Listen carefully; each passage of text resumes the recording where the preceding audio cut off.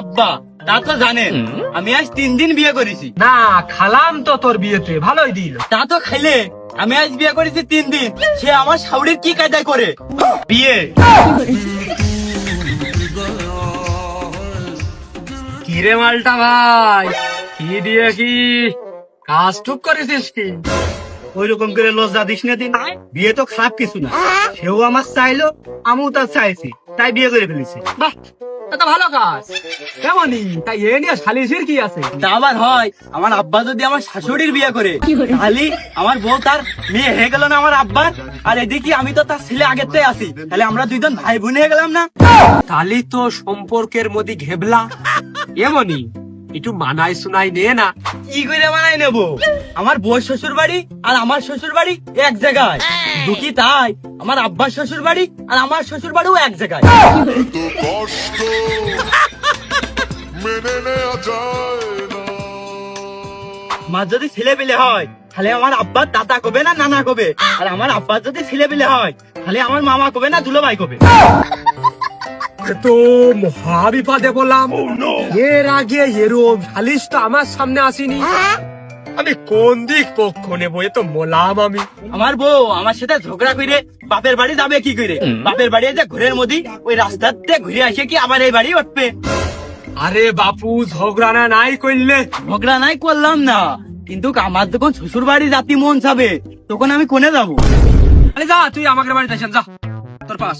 এক তো রান্ধো না, খালিশ করে পোল্ট্রি ছাপিয়ে বেড়াও, আমার বাড়িতে আমি মূল্য খাবো? কেন তোর ঢুক পিঠা বানাত কোবানে? ধূপ পিঠে নাই শীতকালে বানাইলে, গরমকালে আমার কি হবে? পাখান পিঠে বানা মানে? আচ্ছা এই পর্ব গেল, তা আমার আব্বার আমি আব্বা কব না শ্বশুর কব? তো পাইয়ে দিলাম না। এ তো আমি কি কঠিন প্রশ্নের সম্মুখীন হলাম রে। এ তুই একবার একটু ডেডি কদিনি। আমি নাই রেডি করলাম, আমার বউ আমার আব্বা শ্বশুর কবে না আব্বা কবে? আর পাইয়ে দিয়ে দিলাম না। এটা কি রে? আচ্ছা হ্যাং হলে হচ্ছে না মাতুব্বার, আমি আমার শাশুড়ির মা কব না শাশুড়ি কব, কোনটা কব কয়ে দাও? এবার তুই এক কাজ কর, ওই মাম্মি ডার্লিং কবি।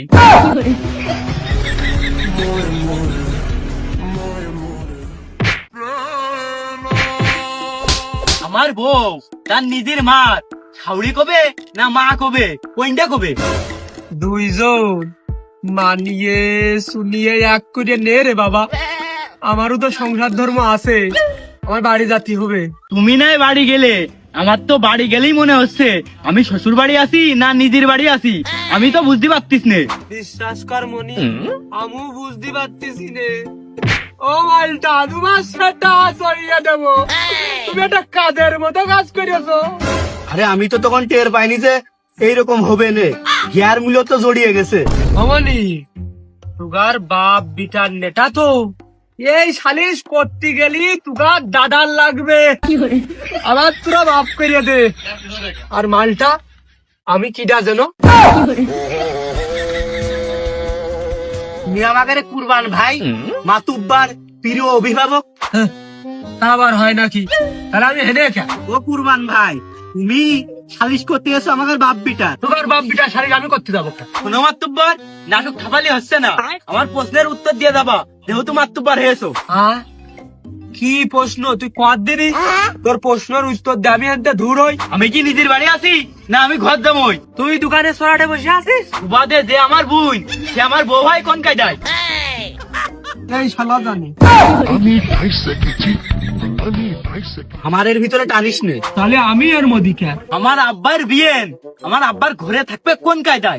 লোকে দেখলে কি কয়? সি সি, ওই লোকের কাছে শুনতে হবে।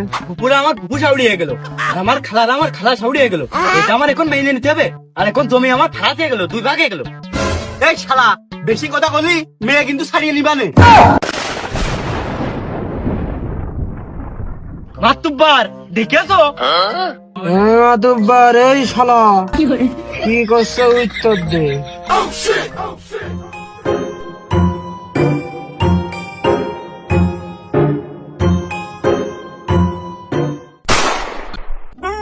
মাতুব্বার আমার জীবন এখন ধ্বংসের পথে।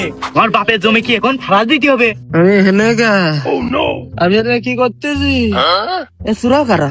হ্যাঁ আমার কি আছে? তোরা কি রে? আমার এখানে করতিস কেন? হ্যাঁ আমার 10 টাকা দিয়ে গেলি রে।